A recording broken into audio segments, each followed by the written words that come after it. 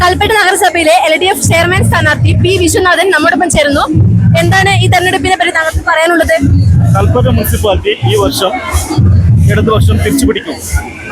സമഗ്രമായ നല്ല വികസന പരിപാടികൾ കൊണ്ടുവരും. 30 വാർഡിനെയും ഒറ്റ യൂണിറ്റായി കണ്ടുകൊണ്ട് എല്ലാ വാർഡുകൾക്കും ഒരുപോലെയുള്ള വികസന പ്രവർത്തനങ്ങൾക്ക് തൂക്കം കൊടുക്കും. 25-ാം വാർഡിലെ CPI സ്ഥാനാർത്ഥി ശശി മാസ്റ്റർ വാർഡ് നിലനിർത്താൻ പറ്റുമെന്ന പ്രതീക്ഷയുണ്ടോ?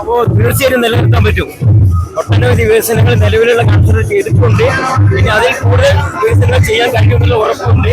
അവിടുത്തെ നല്ലവരായ വോട്ടർമാരെ ജീപ്പ് ചിഹ്നത്തിൽ വോട്ട് ചെയ്ത് എന്നെ ജയിപ്പിക്കാൻ വേണ്ടി അഹോരാത്രം പണിപെടുന്നുണ്ട്. അവർക്ക് നല്ല ആവേശത്തിലാണ് അവരുള്ളത്.